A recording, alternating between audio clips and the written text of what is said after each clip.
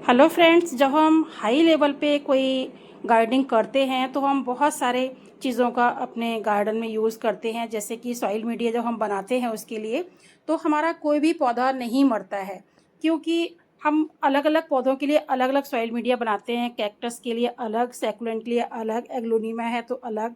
तो जो अच्छे गार्डनर क्या करते हैं, हमारी सॉइल मीडिया में कभी कभी तो ऐसा होता है सॉइललेस मीडिया भी बनती है, जिसमें सॉइल बिल्कुल नहीं होती है।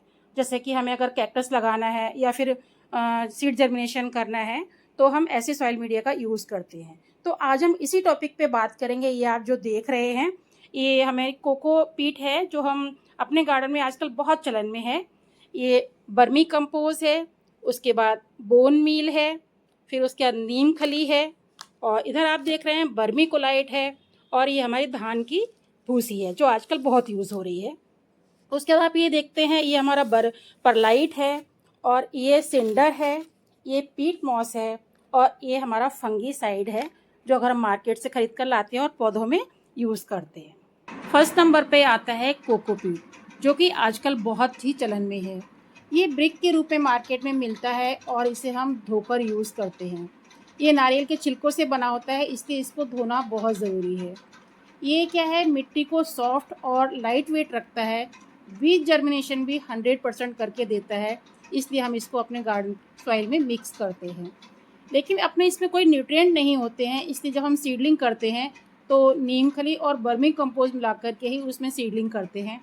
इसका यूज़ मोस्टली हमें हैंगिंग बास्केट में करते हैं उसकी सॉइल बनाने के लिए, या फिर हम टेरेस गार्डनिंग करते हैं, क्योंकि इससे सॉइल मीडिया बहुत ही सॉफ्ट बनता है और वो नमी को होल्ड करके रखता है, कोकोपीट।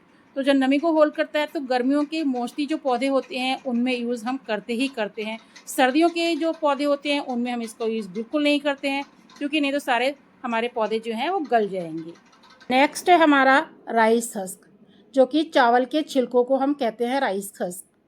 ये लाइट वेट होता है और इसके इस्तेमाल से मिट्टी पोरस हो जाती है, जिससे इसकी ड्रेनेज और वाटर होल्डिंग कैपेसिटी दोनों ही इम्प्रूव होती है। परलाइट, वर्मीकोलाइट, पीट मॉस, कोकोमीट, इन सब का सबसे सस्ता अल्टरनेटिव है राइस हस्क।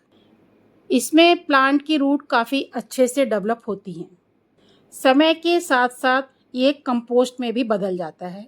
हैंगिंग बास्केट के लिए काफ़ी अच्छा ऑप्शन है। अगर आप छत पर गार्डनिंग कर रहे हैं तो लाइट वेट होने के कारण लोग छत पर गार्डनिंग में इसमें ज़्यादा यूज़ करते हैं, और इसे मल्चिंग में भी यूज़ करते हैं।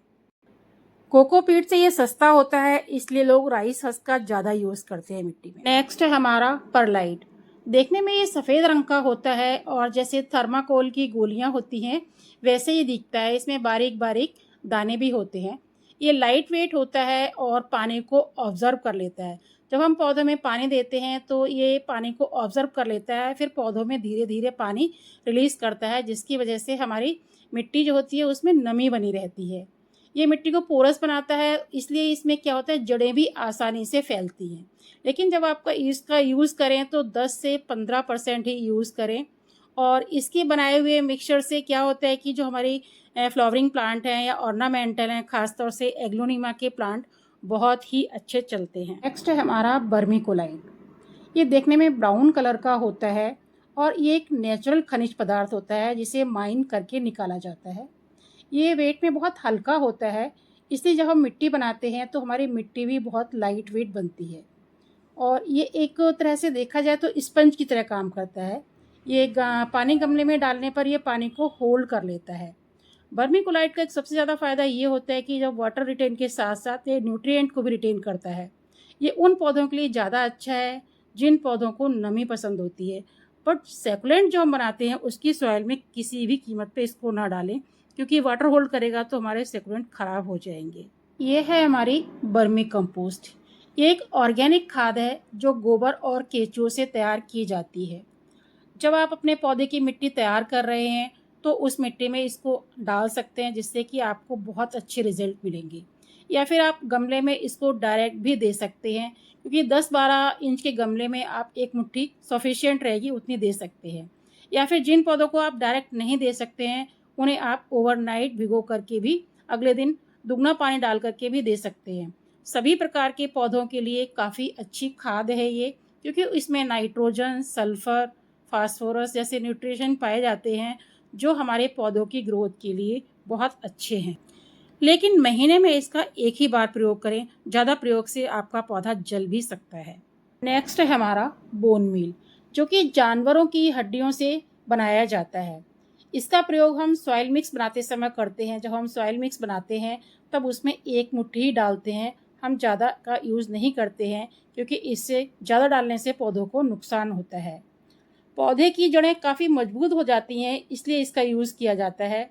इसमें calcium, phosphorus, zinc, iron, magnesium के स्रोत हैं ये, और ये बहुत ही स्लो रिलीजिंग फर्टिलाइज़र है, इसलिए हम इसको 2-3 महीने में एक बार ही देते हैं, ज़्यादा हम इसको नहीं देते हैं। फ्लावरिंग और फ्रूटिंग पौधों के लिए बहुत ही अच्छा है। अगर आप किसी गमले में इसको दे रहे हैं तो 10-12 इंच के गमले में 1 या 2 चम्मच ही डालें इसको, तो ज़्यादा बेस्ट रिजल्ट मिलेंगे इसको। नेक्स्ट है हमारी नीम खली। नीम खली जो है नीम की निबोली से बनती है। इसे सॉइल मिक्स में डालने से ना तो उसमें कोई फंगस लगती है और ना ही कोई कीड़े मकोड़े लगते हैं। इसकी कड़वी खुशबू से कीड़े मकोड़े सारे के सारे भाग जाते हैं। सॉइल मिक्स में इसको आप एक मुट्ठी डाल सकते हैं, और अगर 10-12 इंच के गमले में मिला रहे हैं तो आप इसे गुड़ाई करके उसमें 1-2 चम्मच दे दीजिए।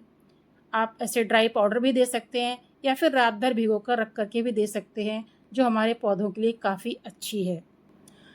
तो कीड़े और फंगस दोनों ही हमारे हमारे पौधों में नहीं लगते हैं इसके इस्तेमाल से। नेक्स्ट है हमारा सिंडर। आखिर सिंडर क्या है? पत्थर कोयलों को जलने के बाद जो अवशेष बचते हैं वो सिंडर कहलाता है। ये 2 mm से लेकर के 8 mm तक के साइज़ में मिलता है।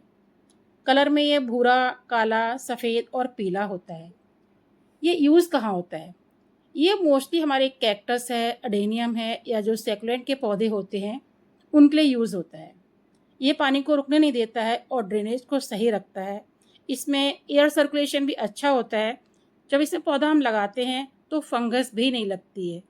इसलिए इस जो कैक्टस है, अडेनियम है और सैकुलेंट हैं, इसमें बहुत अच्छे चलते हैं। नेक्स्ट है हमारा पीट मॉस। देखने में बिल्कुल कोकोपीट की तरह लगता है, पर यह कोकोपीट नहीं है। इसका यूज़ मोस्टली मॉस स्टिक में भी होता है, और हम सॉइल लेस जो मीडिया बनाते हैं उसमें भी इसका यूज़ होता है। पीट मॉस में क्या है, सीडलिंग बहुत अच्छी होती है, और इसको ये जो है वाटर ऑब्जर्व करने की क्षमता इसमें काफ़ी अच्छी होती है। हल्का हवादार मटेरियल होता है ये। नेक्स्ट है हमारा साफ फंगीसाइड, जो कि हम अपनी सॉइल मिक्स जब बनाते हैं तब इसको उसमें यूज़ करते हैं।